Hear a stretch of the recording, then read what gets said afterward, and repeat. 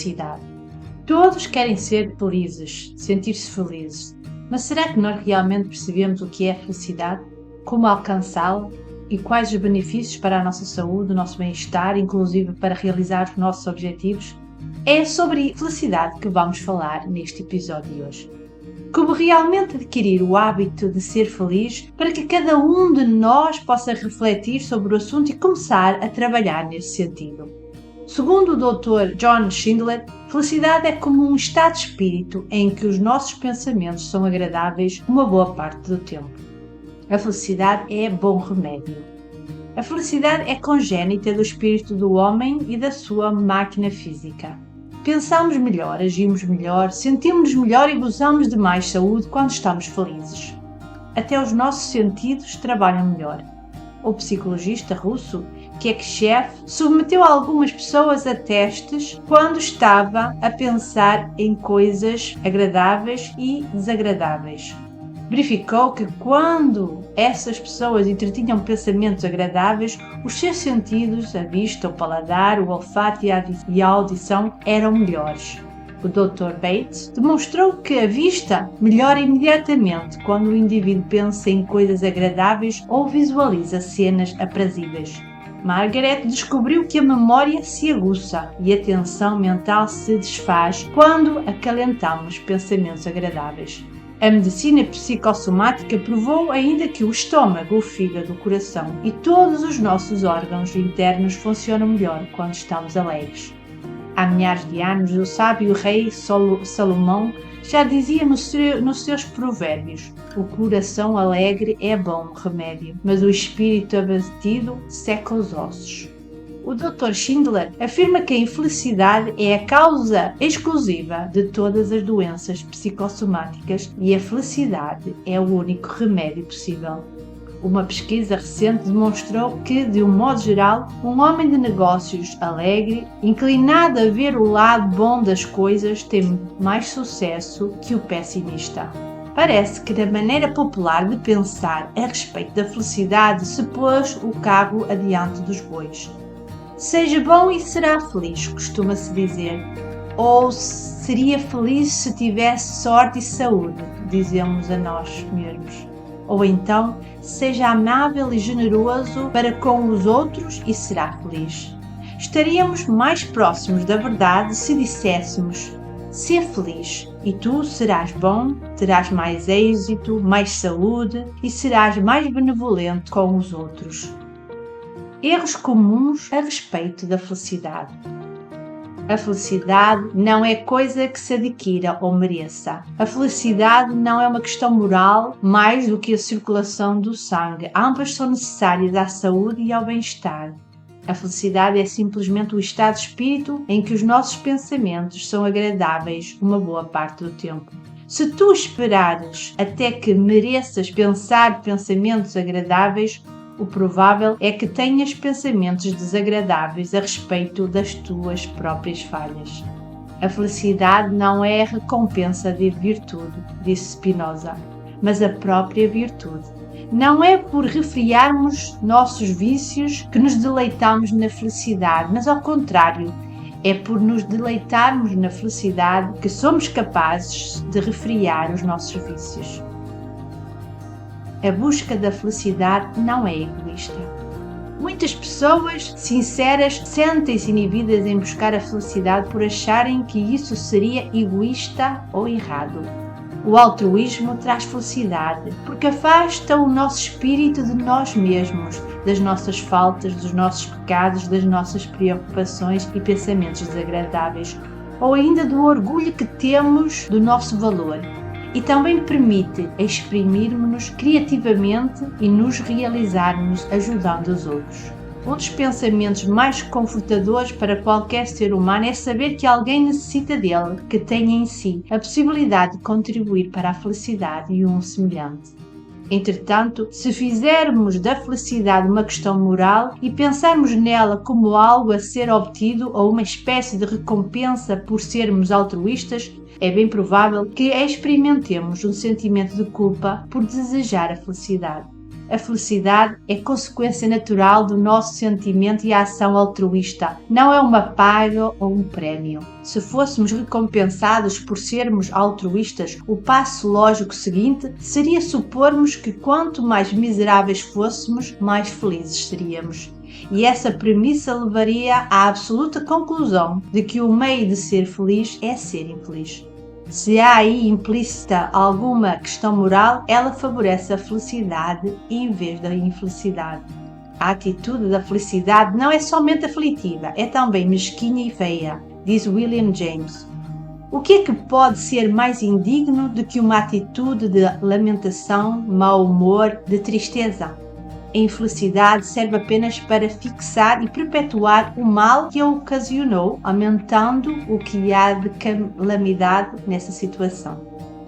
A felicidade não está no futuro, mas no presente. Verifiquei que uma das causas mais comuns da infelicidade entre os meus pacientes é que estão sempre tentando viver as suas vidas no futuro. Não vivem, não desfrutam a vida agora, mas esperam por algum acontecimento ou alguma ocorrência. Serão felizes quando se casarem, quando arranjarem um emprego melhor, quando tiverem acabado de pagar a casa, quando os seus filhos se formarem, quando tiverem completado alguma tarefa ou conquistado alguma vitória. Invariavelmente sofrem desilusões. A felicidade é um hábito mental, uma atitude mental, e se não a aprendermos e praticarmos no presente, jamais a experimentaremos. Ela não pode depender da solução de algum problema exterior. Quando se resolve um problema, outro aparece para ocupar-lhe o lugar. A vida é uma sequência de problemas. Para ser feliz, tu precisas de ser feliz, e não ser feliz por causa de. A felicidade é um hábito mental que pode ser cultivado e desenvolvido. A maioria dos homens são tão felizes quanto resolvem ser, disse Abraham Lincoln. A felicidade é puramente interior, afirma o psicólogo Matthew. É produzida não por coisas, mas por ideias, pensamentos e atitudes que podem ser desenvolvidas e elaboradas pelas atividades da própria pessoa, independentemente do meio ambiente. Ninguém, a não ser um santo, pode ser 100% feliz o tempo todo. E como muito bem disse Bernard Shaw, seríamos provavelmente desditosos se isso acontecesse. Mas podemos, se tomarmos uma simples resolução, ser felizes e ter pensamentos agradáveis uma boa parte do tempo. Em grande parte, é por puro hábito que reagimos com mau humor, desagrado e irritabilidade às pequenas contrariedades, frustrações. Por tanto tempo nos exercitamos em agir assim que isso acabou por se tornar habitual. Muito dessa reação de infelicidade habitual teve origem em acontecimentos que nós interpretamos como golpes contra o nosso amor próprio. O motorista buzina atrás de nós desnecessariamente. Alguém nos interrompe ou não nos dá atenção enquanto falamos. Alguém não faz por nós o que achamos que deveria fazer. Até mesmo eventos impessoais podem ser por nós interpretados como afrontas ao nosso amor próprio. O autocarro que íamos apanhar tinha de estar atrasado. Tinha de chover justamente quando planeávamos um passeio. O trânsito tinha de ficar congestionado justamente quando precisávamos de apanhar o avião. Reagimos com raiva, desrespeito, autocompaixão, ou, noutras palavras, com infelicidade. Não se deixe levar pelas coisas. O melhor remédio que descobri para coisas como essas é usar a própria arma da infelicidade, o amor próprio. Já foi assistir a algum espetáculo de televisão e viu como o animador domina a plateia? Perguntei a um dos meus pacientes. Ele ergue um cartaz escrito palmas e todos batem palmas. Ergue outro que diz rir e todos dão risada. Agem como carneiros, como se fossem escravos, e reagem humildemente como lhe deram ordens. Tu estás a proceder da mesma maneira. Estás a deixar que os acontecimentos externos e outras pessoas ditem o que tu deves sentir e como deves reagir. Tu estás a agir como um escravo submisso e obedecendo prontamente quando algum acontecimento ou circunstância te faz um sinal. Fica com raiva. Fica preocupado, ou agora é a hora de te sentires infeliz. Aprendendo o hábito de ser feliz, tu tornas-te senhor em vez de escravo. como disse o escritor Robert Stevenson, o hábito de ser feliz nos liberta, pelo menos em grande parte, do domínio das condições exteriores.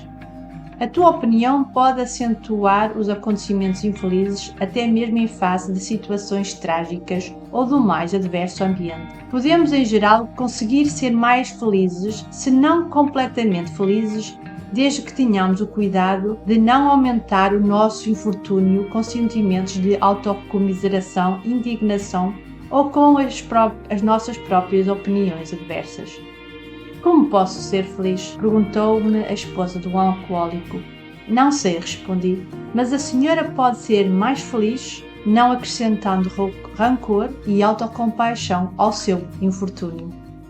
Como posso ser feliz? Perguntou-me um homem de negócios. Acabei de perder $200.000 na bolsa de ações. Estou arruinado e desgraçado. O senhor pode ser mais feliz, declarei-lhe, se não acrescentar aos factos a sua opinião. É um facto que o senhor perdeu $200.000. É a sua opinião que o senhor está arruinado e desgraçado. Sugeri então que ele retivesse na memória a frase do Epiteto, que foi sempre a minha favorita. O que perturba os homens não são as coisas que acontecem, mas sim a opinião que eles têm delas. Quando eu disse que queria ser médico, disseram-me que isso não seria possível porque a minha família não tinha meios. Era um fato que a minha mãe não tinha dinheiro. Era apenas uma opinião que eu jamais poderia ser médico. Posteriormente disseram-me que eu nunca poderia frequentar cursos especializados na Alemanha e que para um jovem especialista em cirurgia plástica era impossível vencer abrindo um consultório próprio em Nova York. Realizei tudo isso e uma das coisas que mais me ajudaram foi eu ter-me lembrado de que todos esses impossíveis eram opiniões, não fatos. Não só consegui atingir os meus objetivos, como sempre me senti feliz enquanto lutava por eles. Até mesmo quando tive de empenhar o meu casaco para comprar livros de medicina e passar sem comer para poder comprar cadáveres. Eu estava apaixonado por uma linda jovem. Ela casou-se com outro. Esses eram fatos. Mas eu procurava sempre não me esquecer de que era meramente minha opinião que isso fosse uma catástrofe e que a vida não valesse a pena viver. Não somente venci a crise, como o futuro se encarregou de demonstrar que aquilo foi a melhor coisa que me poderia ter acontecido. A atitude que conduz à felicidade. Já demonstramos antes que o homem, como é um ser feito para lutar por objetivos, funciona naturalmente e de um modo normal quando está orientado no sentido de um alvo positivo lutando por algum objetivo. A felicidade é sintoma de um funcionamento normal e natural, e o homem, quando funciona como um perseguidor de objetivos, tende a ser feliz, sejam quais forem as circunstâncias. Um amigo meu jovem, homem de negócios, sentia-se infeliz porque perdera $200.000. Thomas Edison perdeu num incêndio sem estar segurado um laboratório avaliado em milhões. O que fará o senhor agora? Perguntaram-lhe. Começaremos a reconstruí-lo amanhã de manhã, respondeu Edison. Apesar do seu infortúnio, ele manteve a sua atitude empreendedora, continuando a atuar no sentido do seu objetivo. E porque Edison manteve essa atitude dinâmica rumo a um objetivo, podemos sem receio de erro afirmar que ele, em momento nenhum, se sentiu triste ou infeliz com a perda.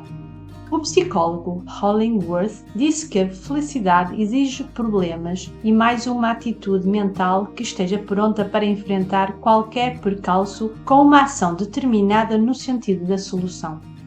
Muito do que chamamos mal se deve inteiramente à maneira como encaramos o fenómeno, disse William James.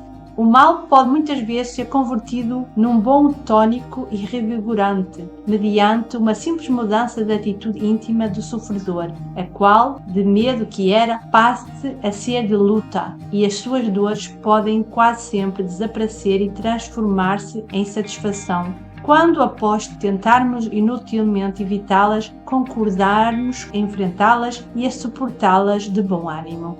Pois o homem está, pela sua honra, obrigado a assumir essa atitude quando se vê frente a frente com os muitos fatos que parecem de início perturbar a sua paz.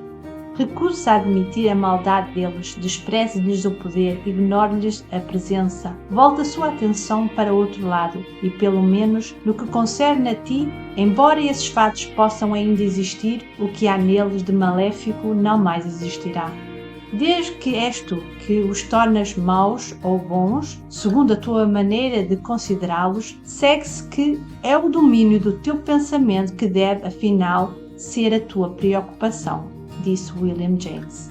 Voltando os olhos para o meu próprio passado, noto que alguns dos anos mais felizes da minha vida foram aqueles em que eu lutava como estudante de medicina e depois vivendo do prato para a boca nos meus primeiros anos de clínica.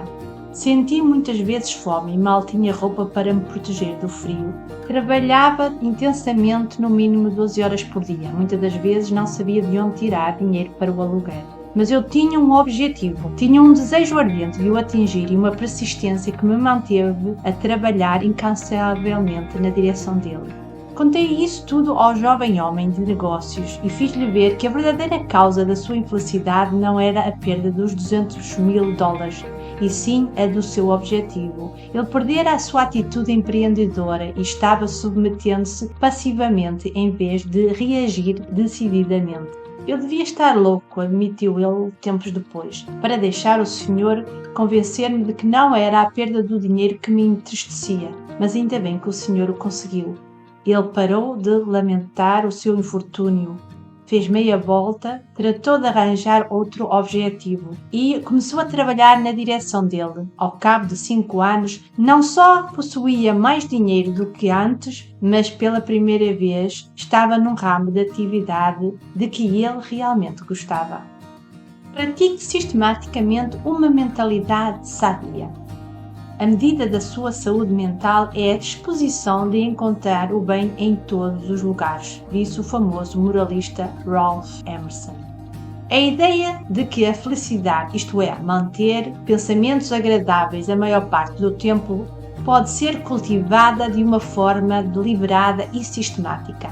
Sempre que sugiro aos meus pacientes que chegam pela primeira vez esta ideia, eles acham-na ridícula. Entretanto, a experiência demonstrou não apenas que isso pode ser feito, como também que essa é praticamente a única maneira de se cultivar o hábito de ser feliz. Em primeiro lugar, a felicidade não é uma coisa que nos possa acontecer. É antes alguma coisa que depende de nós mesmos. Ninguém senão nós mesmos pode decidir quais devem ser os nossos pensamentos. Os dias são, todos eles, uma mistura de acontecimentos bons e maus. Nenhum dia é completamente bom, nenhuma circunstância é totalmente ruim. Há, o tempo todo, elementos e fatos presentes no mundo e nas nossas existências pessoais que justificam uma atitude pessimista e rabugenta ou uma atitude otimista e feliz. Tudo depende da nossa escolha. Resolver deliberadamente pensar pensamentos agradáveis é mais do que um calmante. Pode trazer resultados bastante práticos. Carl Erskine, o famoso lançador de beisebol, disse que o pensar errado o punha em maiores dificuldades do que o jogador errado. Um sermão ajudou-me a vencer o nervosismo melhor que os conselhos de qualquer treinador, disse Erskine. A essência do sermão era que, como o esquilo armazena castanhas, nós devemos armazenar nossos momentos de felicidade e triunfo, de modo que numa crise possamos fazer uso dessas lembranças para nos servirem de amparo e inspiração. Quando menino, eu costumava pescar na curva de um rio que passava perto da minha cidade. Lembro-me com nitidez daquele lugar, no meio de uma enorme e verde pastagem cercada de frondosas árvores. Sempre que percebo a minha tensão crescer, seja no campo de beisebol, seja fora dele, concentro-me nessa repousante cena de infância. É o quanto basta para soltarem-se os nós que há dentro de mim.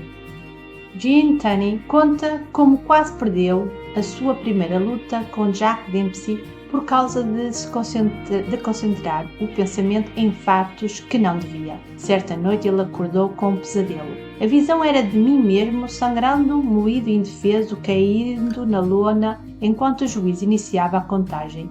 Eu não conseguia parar de tremer. Ali mesmo eu tinha perdido a luta que significava tudo para mim, a coroa mundial dos pesos pesados. Que podia eu fazer contra esse pavor? Logo adivinhei a causa.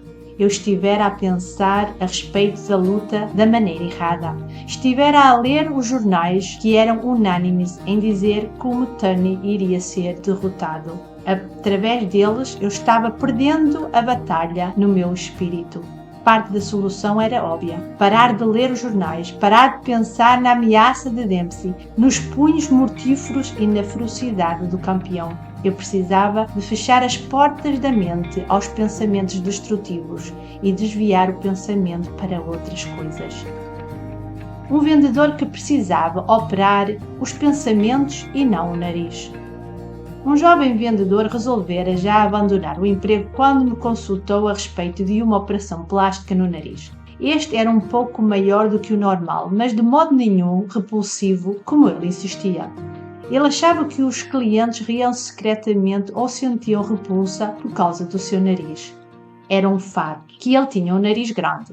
Era um fato que 3 clientes haviam ido à companhia queixar-se do seu trato rude e hostil. Era um fato que o seu chefe o suspendera e que havia 2 semanas que ele não fazia uma só venda. Em vez de a operação no nariz, eu sugeri uma intervenção cirúrgica no seu pensamento. Durante 30 dias ele devia cancelar todos os pensamentos negativos. Devia ignorar totalmente os fatos negativos e desagradáveis da sua situação e deliberadamente focalizar a atenção em pensamentos agradáveis.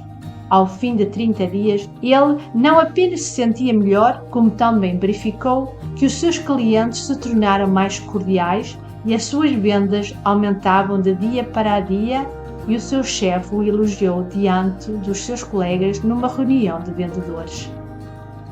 Um cientista põe à prova a teoria do pensamento positivo. O Dr. Elwood, no seu livro Corpo, Mente e Espírito, relata o testemunho de um cientista mundialmente famoso. Até aos meus 50 anos eu era um homem infeliz, inoperante. Nenhum dos trabalhos que depois fizera a minha reputação havia sido publicado. Vivia numa permanente sensação de abatimento e derrota. O meu sintoma mais doloroso era talvez uma terrível dor de cabeça que se repetia em geral 2 dias por semana, durante os quais eu não podia fazer coisa nenhuma. Eu ler alguma coisa da literatura sobre o pensamento novo, que na ocasião me parecia charlatanice, e uma outra afirmação divulgada de William James sobre a vantagem de se dirigir a atenção para coisas boas e úteis, ignorando o seu resto. Uma frase dele ficou gravada no meu espírito. Teríamos talvez de abandonar a nossa filosofia do mal, mas que é isso em comparação com a vida de bondade que se ganha? Até então essas doutrinas pareciam nada mais do que teorias esotéricas, mas vendo o meu espírito que estava enfermo e a minha vida era insuportável, eu decidi pô-las à prova. Resolvi limitar a 1 mês o período de esforço consciente, pois achei que esse espaço de tempo era suficientemente longo para demonstrar a mim mesmo a validade delas. Durante esse mês eu decidi impor certas restrições aos meus pensamentos. Se pensava no passado, procurava fazer com que a minha mente se detivesse apenas em incidentes felizes e aprazíveis. Os dias luminosos da infância, a inspiração dos mestres, a lenta revelação das minhas inclinações.